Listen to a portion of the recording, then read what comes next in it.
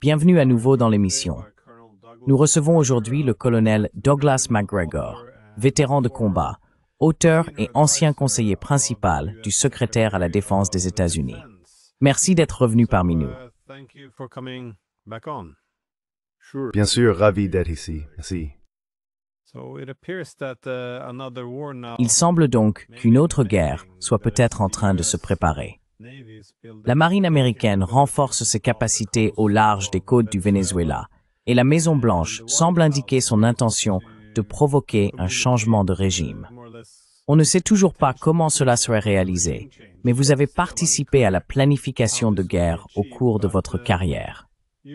Comment interprétez-vous la situation actuelle? S'agit-il d'une véritable préparation à la guerre ou simplement d'une manœuvre d'intimidation destinée à obtenir des concessions politiques ou économiques?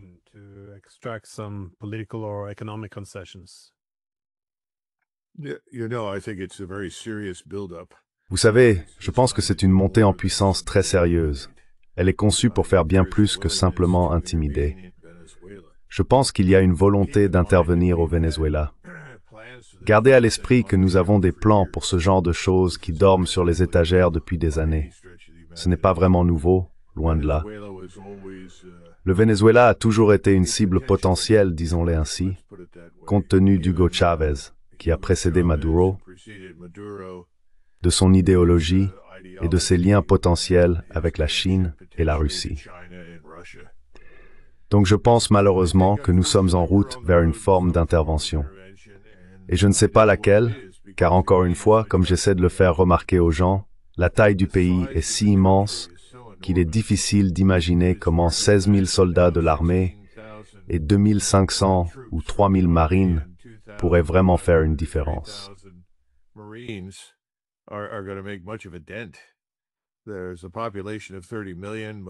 Il y a une population de 30 millions d'habitants, dont la plupart vivent dans les régions côtières. Alors, vous savez, je ne sais tout simplement pas. La question qui revient sans cesse, quel est l'objectif politico-militaire précis que nous cherchons à atteindre? Et la question suivante, une fois que cet objectif est défini, et je ne suis pas sûr de savoir lequel c'est de savoir s'il est réalisable. Pouvons-nous y parvenir? Vous savez, la guerre, comme tout le monde, doté d'un minimum de bon sens, le souligne, est si imprévisible dans sa nature qu'on se demande exactement ce que nous voulons faire. Et nous pourrons en parler davantage. Il y a beaucoup de choses qui circulent à Washington dont nous pouvons discuter.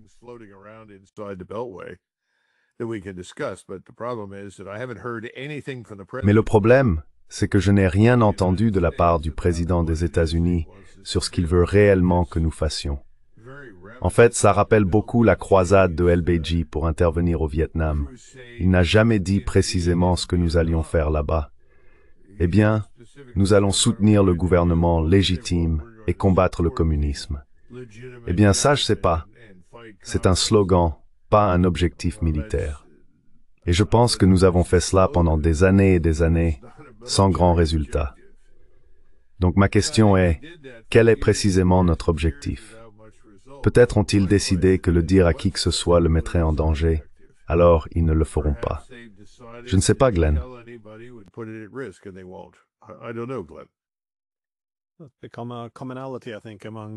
C'est devenu un thème récurrent, je pense, dans bon nombre de nos conflits en Occident politique. Le manque d'objectifs et de stratégie claire.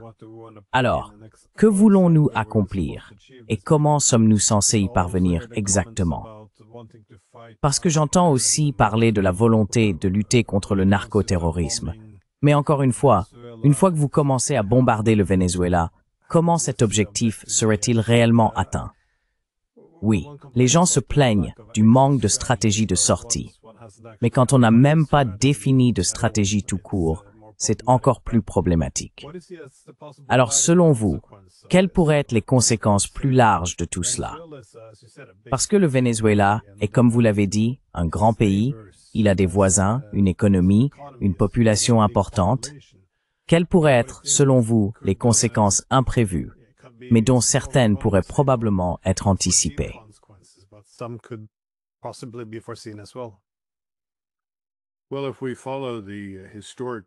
Eh bien, si nous suivons le schéma historique, nous avons déjà infiltré le Venezuela avec un grand nombre d'agents de la Central Intelligence Agency. Il se peut aussi que nous recevions l'aide d'autres services, notamment du MI6. Je n'en suis pas sûr. Maintenant, que feront ces agents de la CIA en coopération avec des forces potentiellement mercenaires? Les forces mercenaires sont faciles à recruter. Le problème, c'est qu'elles ne sont pas toujours très fiables. Mais si l'on cherche à déclencher une guerre, elles peuvent certainement provoquer quelque chose. C'est donc probablement en préparation en ce moment, si ce n'est pas déjà en cours. Ensuite, il y a un deuxième élément. Nous avons maintenant 2 destroyers russes ancrés au large des côtes du Venezuela. Et la question est, qu'est-ce que cela signifie?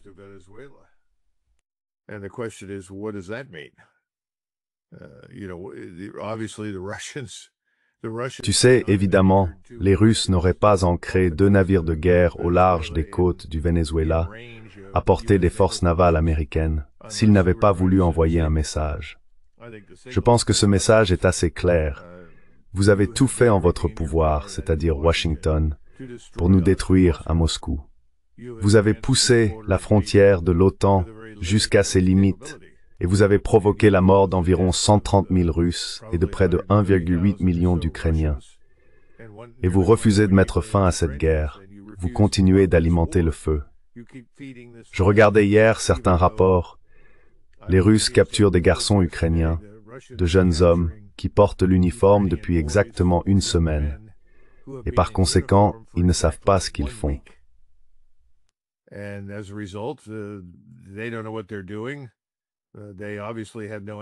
Ils n'ont évidemment aucune envie de rencontrer leur créateur à ce stade, donc un grand nombre d'entre eux se rendent. Les Russes demandent, vous savez, qu'est-ce que vous faites? Eh bien, ils ont renoncé à essayer de nous convaincre de reculer et de mettre fin à tout cela. Maintenant, ils disent qu'ils ne vont pas nous laisser nous en tirer après ce que nous avons fait en Ukraine et au Venezuela. Et voici le nouveau soi-disant monde multipolaire. L'ordre libéral, post-fondé sur des règles. Ce qui me fait toujours rire, car je n'ai jamais vu la moindre preuve de véritables règles, à part celles que nous voulions imposer. En fin de compte, je pense que cela pourrait nous exploser au visage.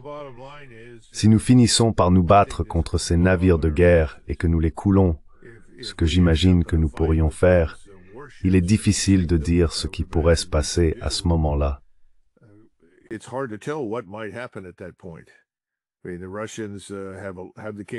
Je veux dire, les Russes ont la capacité de cibler tout, essentiellement de la Lituanie jusqu'à la Roumanie, et de la Pologne jusqu'à la frontière avec la France. Et ils pourraient le faire, ils pourraient causer énormément de dégâts en très peu de temps. Donc je pense que c'est en quelque sorte la goutte d'eau pour les Russes. Et je pense que nous sommes surpris parce que nous avons toujours cru aux mauvaises choses. Nous croyons que personne ne peut se dresser contre nous, que nous sommes la force la plus puissante de la planète, et que les Russes sont faibles, incapables, incompétents. Tout cela est absurde, mais c'est ce qu'on nous a fait croire. C'est une situation désespérée et très dangereuse en ce sens.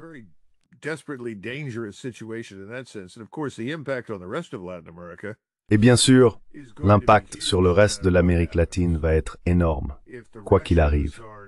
Si les Russes sont directement défiés par nous dans les eaux au large du Venezuela, le reste de l'Amérique latine observera attentivement. Et si nous insistons et que les Russes réagissent, cela pourrait amener un grand nombre d'États d'Amérique latine à s'aligner rapidement avec la Russie contre nous.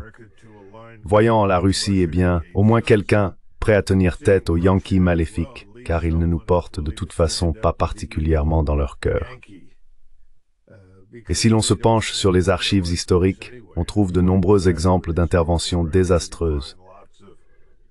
Vous savez, j'aimerais pouvoir annoncer une bonne nouvelle, mais je n'en vois aucune. Je ne vois que de la stupidité et de l'auto-illusion montée sur des échasses.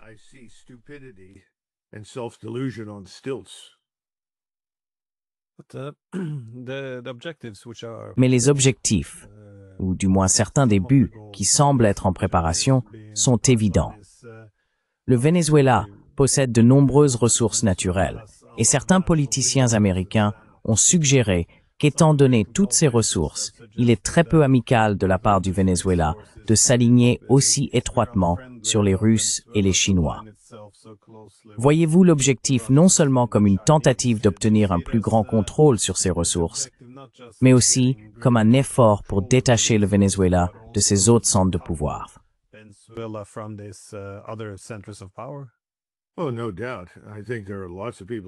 Oh, sans aucun doute. Je pense qu'il y a beaucoup de gens à Washington qui croient que nous possédons tout l'hémisphère occidental et que personne ne peut y pénétrer, quelles que soient les circonstances, sans notre autorisation expresse. Ils invoquent la doctrine Monroe. Mais la doctrine Monroe n'a en réalité pas joué un rôle très important au XIXe siècle. Contrairement à ce que beaucoup de gens pensent, nous n'étions pas en mesure de l'appliquer. En fait, on pourrait très bien soutenir que la Royal Navy, du moins jusqu'à la guerre de sécession, a fait un excellent travail pour faire respecter la doctrine Monroe, car la Royal Navy ne voulait pas que d'autres puissances européennes interviennent sur le continent nord-américain. Non, je pense que le fond du problème est le suivant. Nous avons décidé, pour une raison ou une autre, et j'ai entendu plusieurs explications.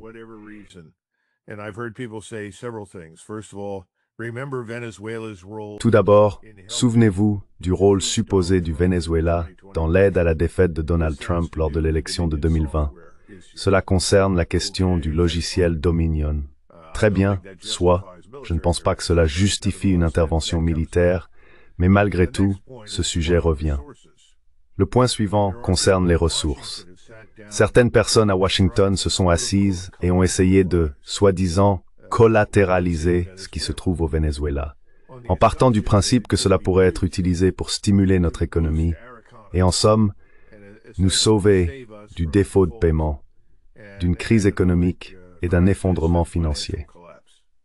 Le problème avec le fait de collatéraliser les ressources d'un autre pays, c'est qu'il faut entrer dans ce pays. Il faut en prendre le contrôle total. Et nous n'avons pas les forces nécessaires. Certainement pas les forces terrestres pour faire une telle chose.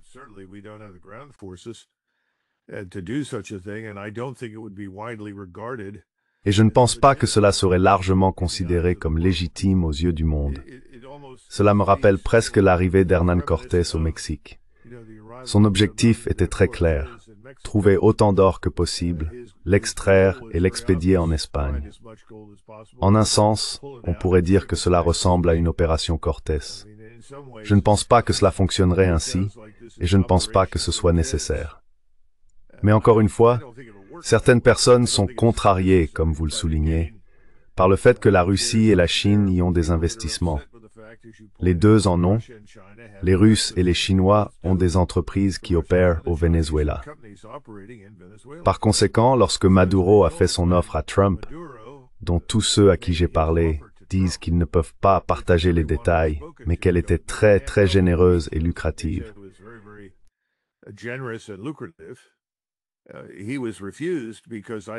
Il a été refusé parce que, je pense, Donald Trump avait été convaincu par certaines personnes que tout le monde dans la région devait être expulsé.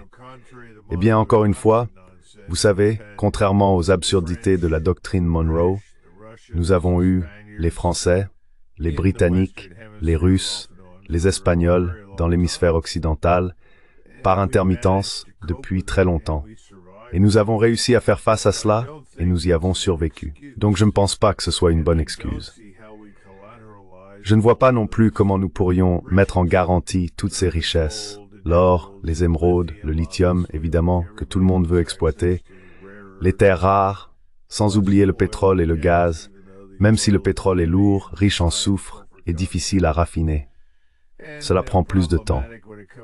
Mais on peut toujours extraire 2 barils de pétrole au Venezuela pour le prix d'un seul baril au Texas occidental.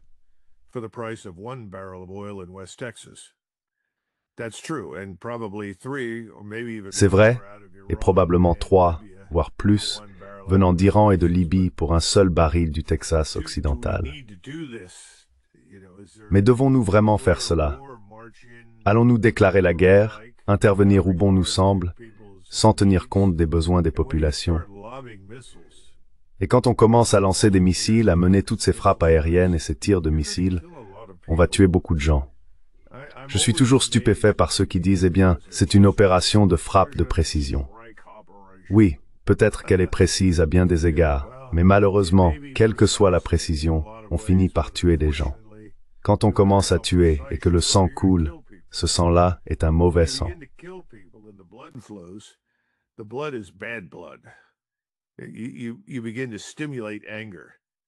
Vous commencez à susciter de la colère, vous offensez les gens de façon permanente, et il faut beaucoup de temps pour s'en remettre. Mais je ne vois aucune preuve que quelqu'un réfléchisse vraiment à tout cela. Mon impression est qu'il n'y a pas de stratégie. Il n'y en a pas. Je veux dire, à part, poussons l'OTAN aussi loin que possible et espérons pouvoir ruiner et détruire la Russie.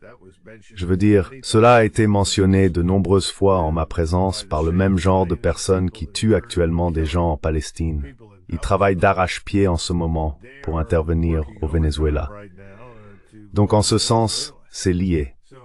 Mais ce n'est pas une grande stratégie américaine, autant que je puisse en juger. Donc je ne comprends pas.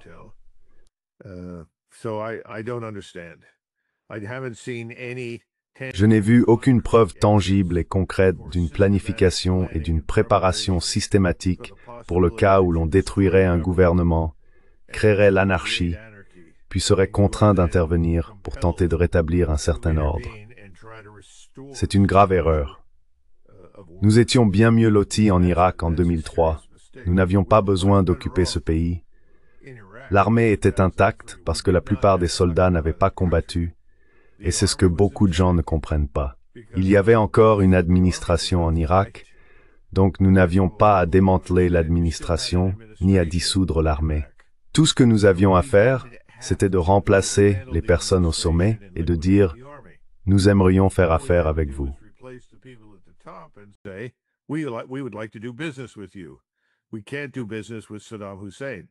Nous ne pouvons pas faire affaire avec Saddam Hussein, mais nous ferons affaire avec vous.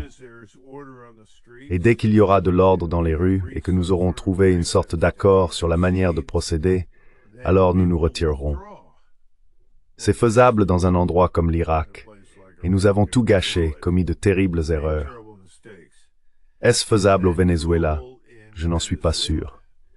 Le Venezuela est infiniment plus grand. De la taille de quoi? L'Allemagne, la France, l'Autriche et la Suisse réunies, avec 30 millions d'habitants. Un peu plus difficile. Donc je n'ai pas vraiment de bonne réponse, mais je ne vois rien de bon sortir de ce que nous prévoyons de faire. Disons-le ainsi.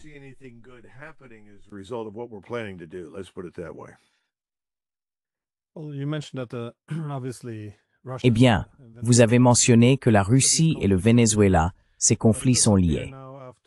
Mais il semble maintenant, après que Trump a tiré une certaine fierté de la frappe contre les infrastructures énergétiques russes et a proféré quelques menaces à propos du Tomahawk, que l'ensemble du conflit en Ukraine soit relégué au second plan et que davantage de responsabilités soient transférées à l'Europe, du moins cette semaine.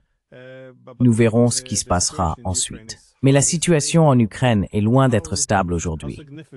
Quelle importance accordez-vous, par exemple, à l'encerclement de Pokrovsk en termes de changement de la dynamique de la guerre et aussi à l'implication occidentale?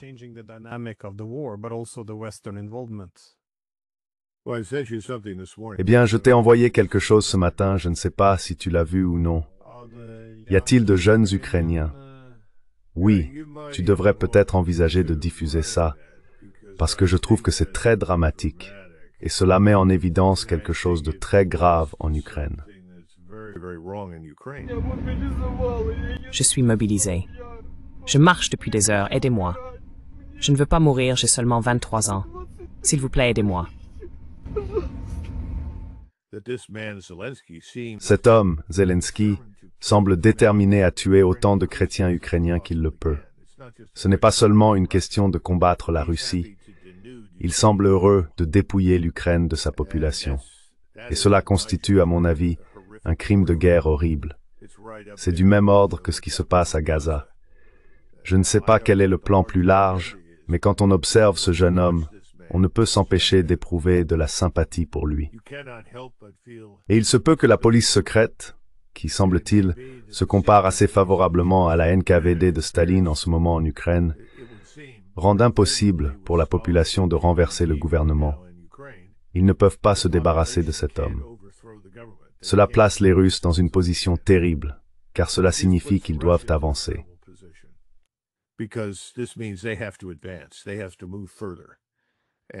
Ils doivent aller plus loin, et il semble de plus en plus qu'ils avanceront jusqu'au fleuve. Ils prendront Odessa. Maintenant, que feront-ils au-delà de cela? Ils ne veulent pas aller plus à l'ouest. Ils ne veulent pas diriger ni gouverner les Ukrainiens. Mais à un moment donné, il faut avaler la pilule et faire ce qui est nécessaire pour sécuriser son pays. Je pense que c'est la position dans laquelle se trouvent les Russes. Mais si nous en venons à nous battre avec les Russes à propos du Venezuela à cause de ces 2 navires de guerre, alors je dirais que l'ébullition lente dont vous avez parlé en Ukraine deviendra soudainement une ébullition très forte. En d'autres termes, la température montera et nous commencerons à voir l'eau s'évaporer rapidement.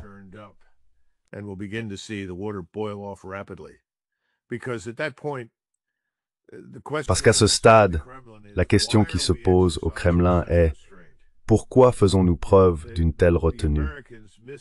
Vous savez, les Américains prennent notre retenue pour de la faiblesse, et nous ne sommes pas faibles, premièrement. Deuxièmement, pourquoi les Américains ne comprennent-ils pas ce que nous voulons vraiment? Eh bien, ils ne le comprennent pas parce qu'ils refusent d'écouter. Ils ne veulent même pas envisager les intérêts de sécurité légitimes de Moscou. Ils refusent de reconnaître que Moscou a non seulement des intérêts de sécurité légitimes, mais qu'elle doit être traitée non pas comme un pays du tiers-monde arriéré, mais comme un État développé doté d'une puissance militaire supérieure et d'un grand potentiel économique grâce à toutes ses ressources. Pourquoi ne pouvons-nous pas traiter Moscou comme un pays égal?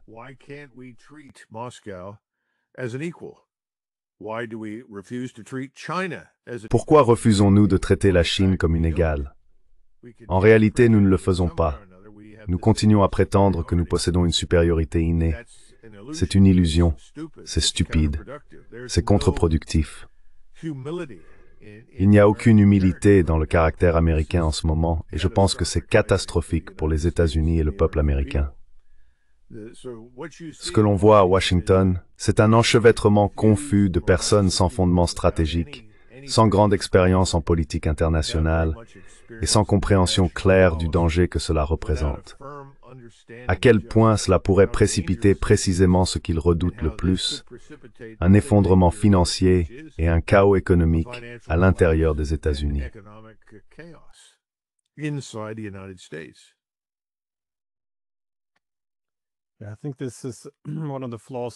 Je pense que c'est l'un des défauts de la stratégie de Trump, car il semble partir du principe que le déclin relatif des États-Unis face à la montée d'autres puissances est simplement dû à la faiblesse de divers dirigeants, et qu'il suffirait de faire preuve de suffisamment de force pour que tout s'aligne.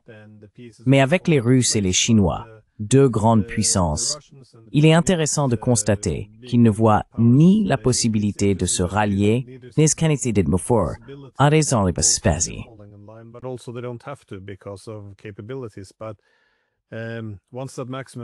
Mais une fois que cette pression maximale ne fonctionne plus, il est difficile de dire quel est le plan B. Il semble toutefois que ces derniers temps, une grande partie du ressentiment à Moscou soit davantage dirigée vers l'Europe, lorsqu'ils évoquent la nécessité d'un moyen de dissuasion plus fort et éventuellement de cibles potentielles en cas de conflit. Ils ont tendance à faire référence à la rhétorique guerrière des Européens. Pensez-vous qu'il soit plus probable qu'un conflit direct éclate entre les Européens et les Russes, ou bien les Russes resteront-ils encore retenus, comme vous l'avez suggéré?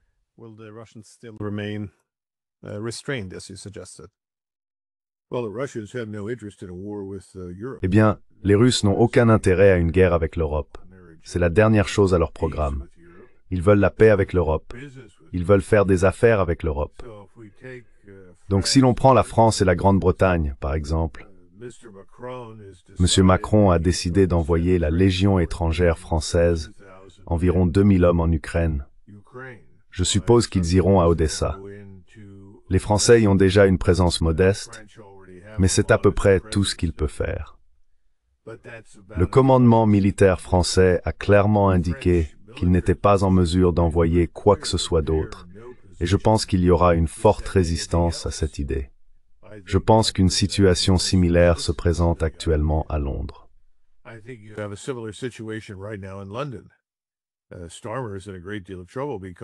Starmer est dans une situation très difficile, car il faisait des promesses d'envoyer 30 000 soldats britanniques combattre en Ukraine sans consulter ni informer personne. Je pense que le roi s'est enfin réveillé et est intervenu, ce qui mettra un terme à tout cela. Je m'attends à ce que Starmer se retire. Et je doute fort que le roi ou le prince de Galles ait envie d'entrer en guerre contre la Russie. Je ne pense pas qu'ils y voient la moindre raison. Ils ont déjà clairement indiqué que les problèmes les plus graves auxquels ils sont confrontés se trouvent à l'intérieur de leur propre pays. Cette migration massive de personnes qu'ils ne peuvent pas se permettre, dont ils n'ont pas besoin et qu'ils ne veulent vraiment pas.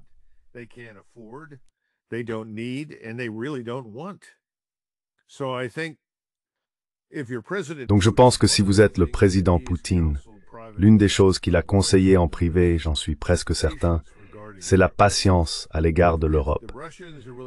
Si les Russes sont prêts à faire preuve d'un peu de patience, les gouvernements européens changeront, ils tomberont, et de nouvelles personnes arriveront au pouvoir. Je pense que cela va se produire en Grande-Bretagne et en France. Et lorsque cela arrivera dans ces deux pays, il sera très difficile pour Vance et les fanatiques qui le soutiennent en Allemagne de rester au pouvoir. L'AfD, l'Alternative für Deutschland, grandit chaque jour parce qu'elle a un programme intelligent qui dit non à la guerre. Nous devons rétablir de bonnes relations avec la Russie. Nous devons revenir à notre vocation de puissance scientifique et industrielle, élever notre niveau de vie et sortir de l'abîme dans lequel nous sommes tombés.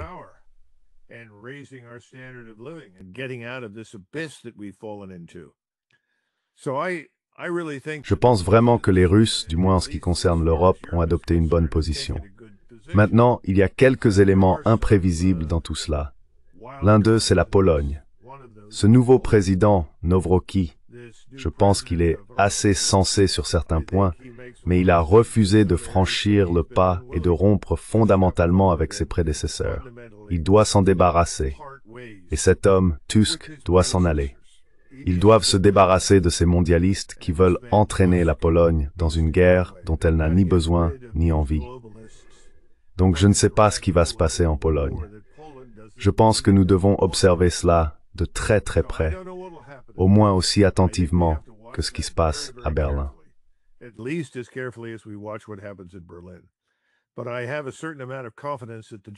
Mais j'ai une certaine confiance dans le fait que les Allemands sortiront de ce gouffre de désespoir dans lequel ils se trouvent et qu'ils se débarrasseront de Scholz. Au-delà de cela, je pense qu'ils trouveront un moyen de mettre fin à ce conflit avec la Russie, car cela n'a tout simplement aucun sens. Il y a la Slovaquie et la Hongrie, et dans une moindre mesure la Serbie, même si la Serbie a malheureusement joué sur les deux tableaux. Néanmoins, sa population est très pro-russe. Et je pense que les Hongrois et les Slovaques ne sont pas nécessairement pro-russes, ils sont pro-paix. Ils sont simplement anti-guerre et ne voient aucune raison d'aller se battre. La population en Roumanie est assez similaire.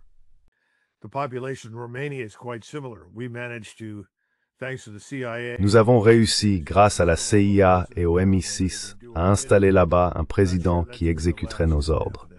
Je ne suis pas sûr que cela dure indéfiniment. Donc je pense encore une fois que la patience du président Poutine en Europe a porté ses fruits et qu'elle continuera d'en porter. Et je sais que c'est une pilule difficile à avaler pour les Russes, car le peuple russe est en colère. C'est évident, vous l'avez vu. Ils veulent de l'action, ils veulent que cela prenne fin. Mais heureusement, Poutine est un être réfléchi et équilibré, et il n'est pas guidé par ses émotions, ce qui constitue certainement une amélioration par rapport à Donald Trump, qui semble incapable de contrôler les siennes.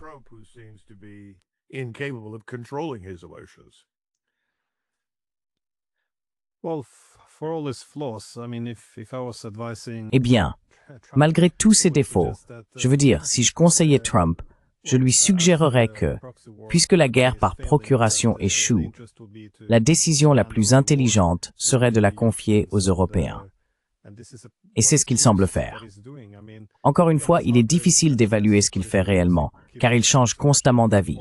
Je ne sais jamais si c'est stratégique ou simplement impulsif. Maintenant, il y a des rapports indiquant que les États-Unis retirent une partie de leurs troupes de certains pays d'Europe centrale et orientale. Je ne sais pas si vous avez une vue d'ensemble claire, combien de troupes, quel pays, mais ce retrait a-t-il commencé? Parce que cela va exactement à l'encontre de ce que les Européens espèrent. Ils veulent plus de troupes américaines pour impliquer davantage les États-Unis dans ce conflit. Mais voyez-vous les Américains réduire leur engagement et passer la main? Oui. Eh bien, je pense que c'est le souhait secret du président Trump.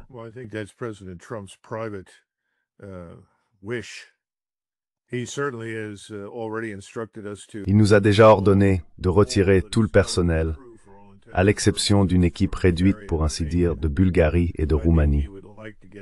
Je pense qu'il aimerait aussi se retirer d'autres endroits. Mais souvenez-vous, il est entouré de gens qui prêchent l'inverse. Ils lui disent « Renforce ton engagement en Corée du Sud, défie la Corée du Nord.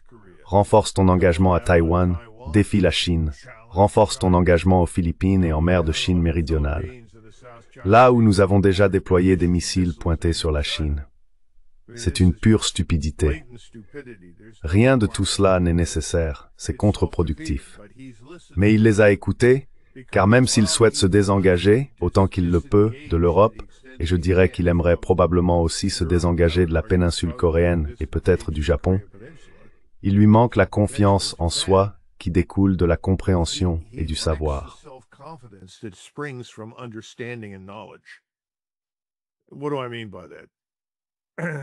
Que veux-je dire par là? Je l'ai peut-être déjà dit, et si c'est le cas, je m'en excuse. Vous pouvez m'arrêter à mi-chemin si je me répète.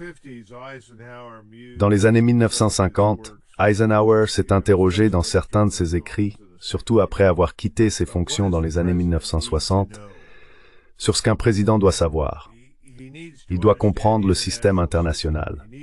Il doit comprendre l'économie, non seulement l'économie nationale, mais aussi le système économique mondial. Il doit comprendre l'armée, comment elle fonctionne ou ne fonctionne pas, et ce qu'elle peut ou ne peut pas faire. Et enfin, il doit savoir comment se faire élire. Or, tous ceux qui accèdent à cette fonction ont déjà compris comment se faire élire.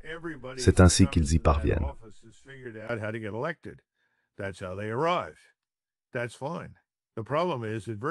C'est très bien. Le problème, c'est que très peu de gens arrivent avec ce genre de connaissances. En fait, je dirais que la dernière personne à être entrée en fonction avec un peu plus de bagages était probablement Richard Nixon.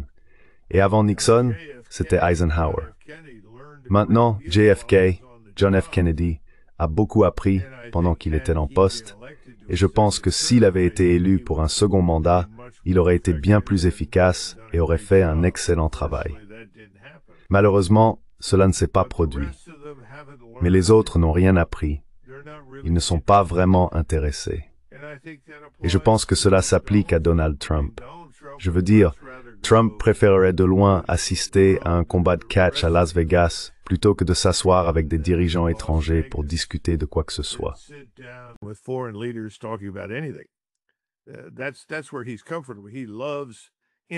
C'est là qu'il se sent à l'aise. Il adore interagir avec ses partisans. C'est pourquoi il aime organiser ses rassemblements et leur parler. Il considère cela comme du leadership et assimile beaucoup de cela à la gouvernance. Malheureusement, cela ne fonctionne pas ainsi. Nous nous attendons donc à ce qu'il embrasse essentiellement la grandeur. Maintenant, qu'est-ce que je veux dire par là? La grandeur signifie que vous reconnaissez les limites de votre pouvoir, les limites de vos intérêts. Vous savez, ça remonte à Palmerston, qui disait que l'Empire britannique n'a que des intérêts permanents, pas d'alliés permanents, pas d'amis permanents, seulement des intérêts permanents.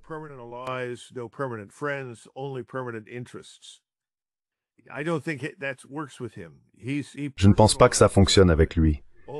Il prend tout de manière personnelle. Oh, je m'entends bien avec lui, c'est un ami à moi. Tout cela, c'est du baratin en relations internationales. Tout repose sur les intérêts. Je doute sérieusement que le président Trump se soit déjà assis pour dire à quelqu'un « Dites-moi quels sont nos intérêts dans le pays X. Puis dites-moi qui d'autre a des intérêts dans le pays X. » Je ne vois pas cela se produire. Et si l'on ne prend pas le temps d'identifier qui a des intérêts et qui n'en a pas, on ne peut pas affronter la réalité de ses propres limites. Et encore une fois, historiquement, nous sommes une puissance navale et aérospatiale. Nous ne sommes pas vraiment une puissance terrestre.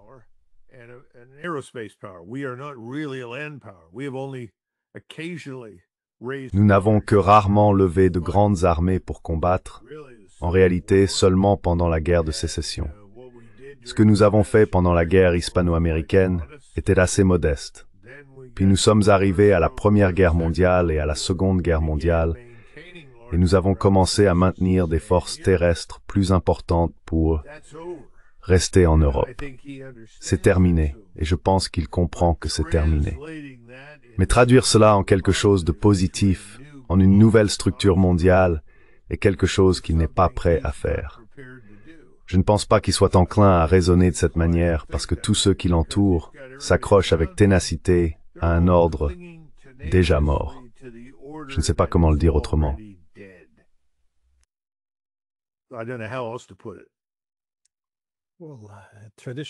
Eh bien, traditionnellement, les États-Unis adoptaient ce qu'on appelle une stratégie d'équilibre offshore. Autrement dit, ils cherchaient à éviter une présence permanente sur le continent eurasien, car cela serait coûteux pour les Américains et encouragerait également un équilibre collectif.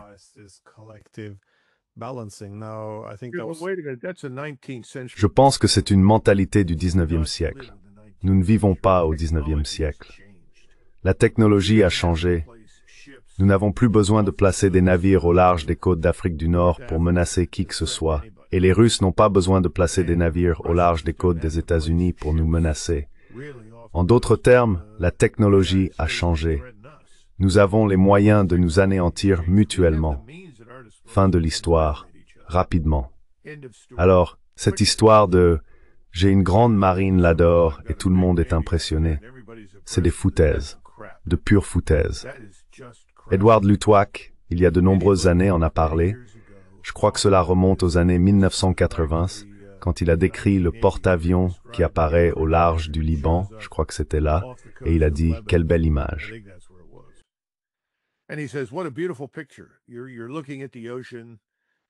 Vous regardez l'océan, on ne peut pas rêver d'une image plus belle de la puissance américaine. Et vous entendez tous ces bouffons dire « Voilà 12,7 km² de puissance et de territoire américain, et toutes ces absurdités. » Personne à terre n'en a rien à faire de ce qui se passe sur ce porte-avions. Votre capacité à influencer ce qui se passe à terre depuis le large est extrêmement limitée, très limitée. Je pense donc qu'il faut sortir du 19e siècle. Nous avons encore des gens qui se comportent comme si nous étions avant la Première Guerre mondiale. Envoyez les canonnières. Et je pense que c'est là le problème avec le président Trump. Nous sommes au XXIe siècle. Personne n'a besoin d'envoyer une canonnière où que ce soit pour nous infliger d'énormes dégâts si nous les provoquons. Et c'est pourquoi je suis très préoccupé par ces deux navires russes. Je pense que nous avons un choix à faire.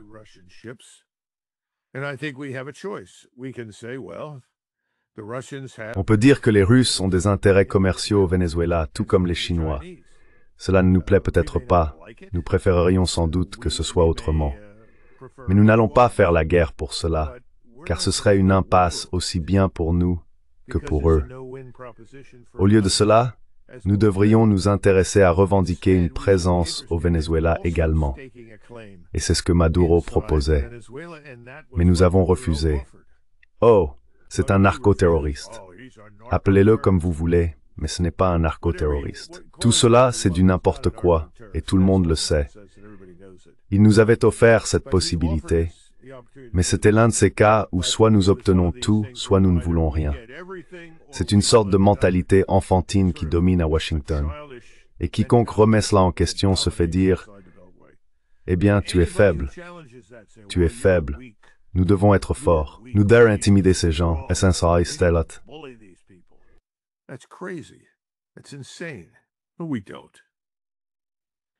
Mais non. Penses-tu cependant, tu as mentionné peut-être le passé de Trump dans l'industrie du divertissement, l'importance qu'il accorde aux relations personnelles, mais aussi à la mise en scène et à l'image. Il est très attaché à tout cela. Penses-tu que cela le rende vulnérable, disons aux grands coups, quand ses conseillers viennent le voir avec ses plans ambitieux, du genre « jetons l'échiquier en l'air et nous réorganiserons toutes les pièces ».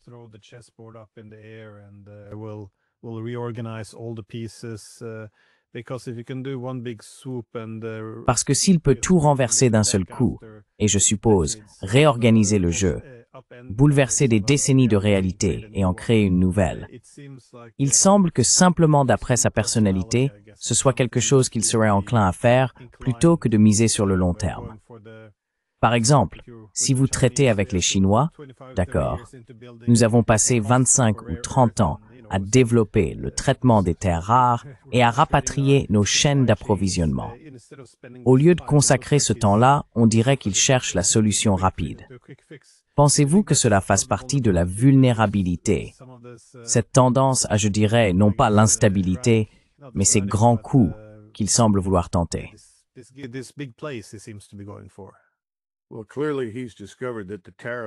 Eh bien, il est clair qu'il a découvert que la guerre des tarifs est une impasse.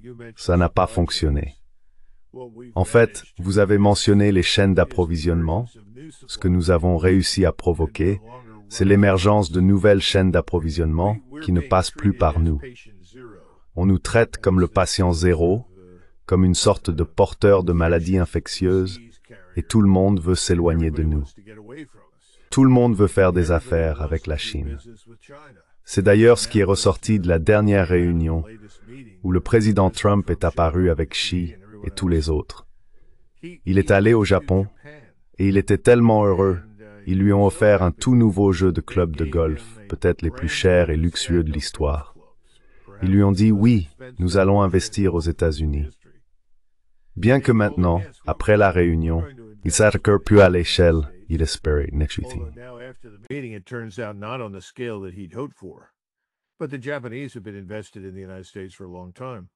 Mais les Japonais investissent aux États-Unis depuis longtemps. On lui a également dit très clairement, nous n'allons pas arrêter d'acheter du pétrole et du gaz à la Russie. L'Inde non plus n'a pas cessé d'en acheter à la Russie. Vous savez, il est allé en Corée du Sud et le président sud-coréen lui a offert une réplique de la couronne du Khanat coréen. Sa seule plainte a été que ce n'était pas l'original. Il a dit « Je voulais juste l'original ». Mais le fait est que les gens ont appris à le manipuler et il adore être flatté. L'une des scènes les plus frappantes et franchement déprimantes a été ces réunions du cabinet où les membres se bousculent pour dire au président « Waouh, grâce à votre brillante direction, vous avez sauvé l'Amérique. » Très bien, parfait.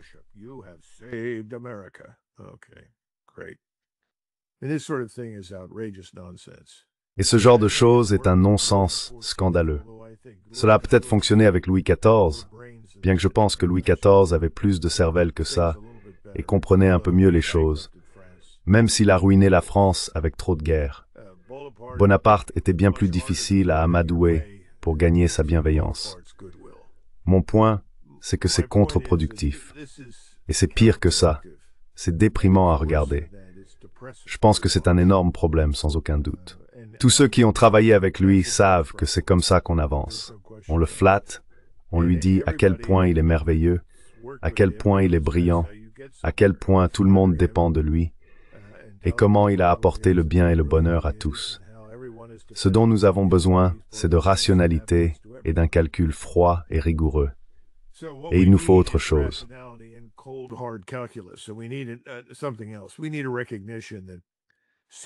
Nous devons reconnaître que parcourir le monde en bateau et déclencher des guerres contre des peuples que nous n'aimons pas est une mauvaise idée. Nous devons trouver une meilleure voie à suivre. Nous sommes au XXIe siècle, pas au début du XIXe ni du XXe. Les choses ont changé. Nous devrions nous concentrer sur la gestion décisive de notre dette. Cela signifie nous asseoir avec ceux qui la détiennent et parvenir à une forme de résolution sur la distance que nous voulons parcourir à l'avenir et sur la part qu'ils sont prêts à annuler en fonction des politiques que nous disons vouloir mener. Et l'une de ces politiques doit être la réduction des dépenses. Je ne vois aucune preuve que quiconque soit prêt à réduire les dépenses. Il me semble donc que nous allons simplement tomber du précipice. Et jusqu'à ce que nous touchions le fond et fassions un grand splat, ce sera fini. Rien ne changera.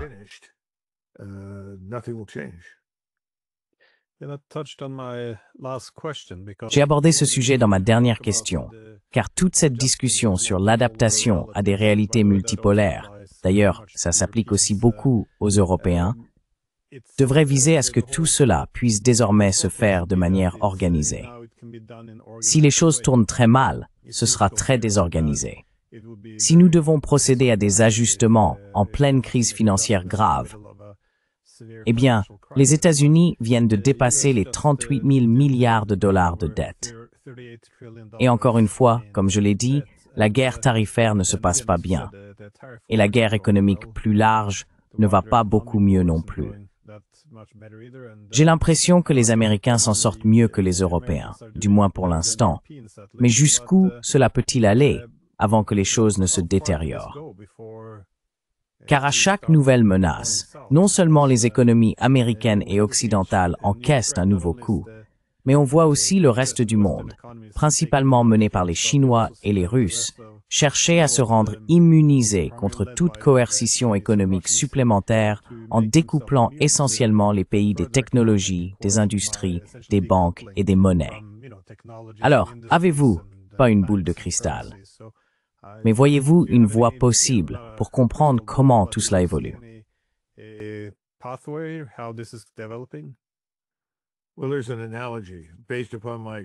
bien, il y a une analogie fondée sur mon expérience dans l'armée. La raison pour laquelle j'en parle, c'est que si l'on regarde ces soi-disant programmes de transformation, en d'autres termes, nous allons devenir tout ce qu'il faudra être à l'avenir, et nous allons le faire comme par magie.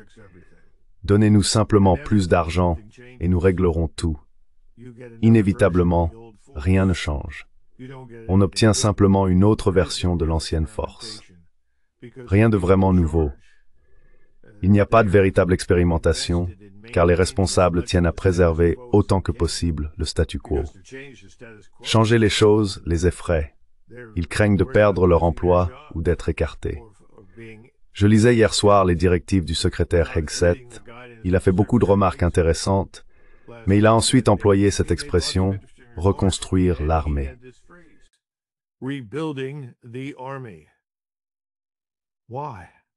Pourquoi?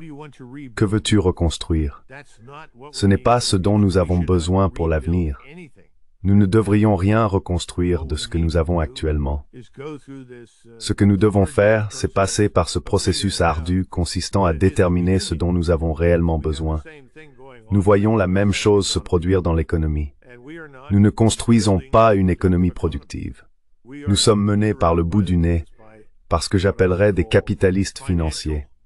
Des gens qui ont gagné des milliards de dollars grâce à des applications, des applis qui te prennent un peu d'argent, le mettent dans leur poche, puis le déplacent ailleurs. En d'autres termes, nous ne construisons rien, sauf, bien sûr, Elon Musk, à qui je reconnais le mérite de le faire.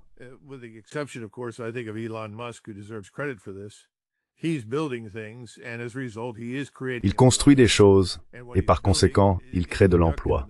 Ce qu'il construit est productif, dans le sens où cela pourrait devenir, à long terme, un pilier de notre économie, d'un point de vue fondamental. Mais le reste, non, pas vraiment. Et nous n'avons rien réfléchi en profondeur. Je suis constamment submergé par des gens qui me posent des questions sur les terres rares, et je m'y intéresse depuis un certain temps déjà, au moins depuis quelques années. C'est comme mettre un pansement sur une plaie béante. Il n'y a aucune approche stratégique cohérente à Washington. Il n'y a pas de stratégie scientifique et industrielle, pas de stratégie de haute technologie, pas de stratégie agricole.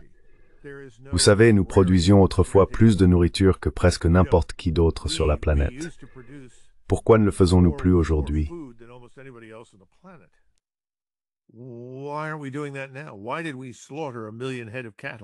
Pourquoi avons-nous abattu 1 million de têtes de bétail? Pourquoi achetons-nous du bœuf à l'Argentine alors que nous avons largement de quoi en élever et en transformer ici, aux États-Unis? Eh bien, nous avons pris beaucoup de mauvaises décisions, toutes motivées par la recherche d'un profit à court terme. Et je pense que c'est là le problème américain. Nous sommes la nation du micro-ondes. Vous savez, on prend quelque chose, on le met au micro-ondes, on appuie sur un bouton, et 1 minute plus tard, le produit fini sort, quel qu'il soit. Ce n'est pas comme ça que les choses fonctionnent. Et nous traitons avec des gens en Chine, en Corée, au Japon, au Vietnam, en Russie, en Iran, presque partout, qui sont très différents de nous à cet égard. Et je crains que les Européens, surtout les Européens de l'Ouest, n'aient commis l'erreur fatale de nous imiter et d'adopter eux aussi une vision à court terme.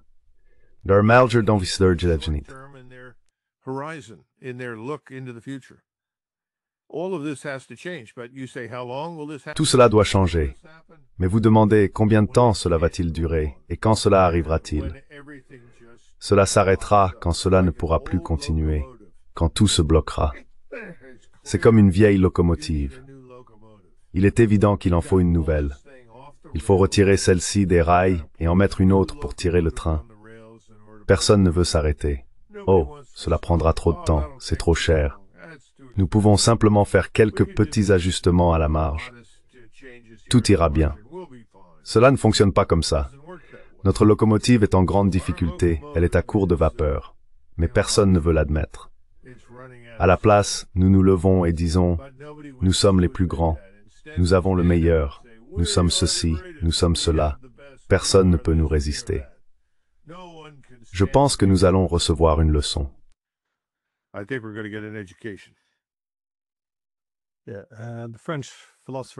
Le philosophe français Emmanuel Todd avance l'idée qu'il appelle micro-militarisme, selon laquelle un pays s'en prend à de petites cibles militaires pour exprimer sa grandeur.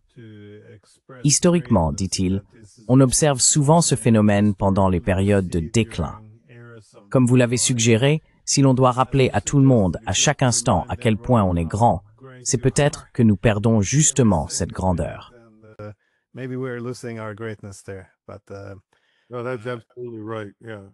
C'est tout à fait exact. Tu as complètement raison. Je ne sais pas comment résoudre ce problème, à part attendre que la locomotive tombe en panne et que tout le monde descende du train en disant « Que s'est-il passé ?» Peut-être qu'alors on pourra mettre autre chose sur les rails et aller ailleurs que là où nous allons. Je ne sais pas.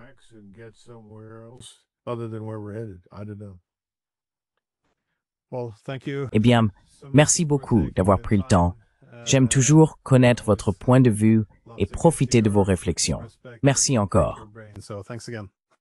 Bien sûr. Merci Glenn, au revoir.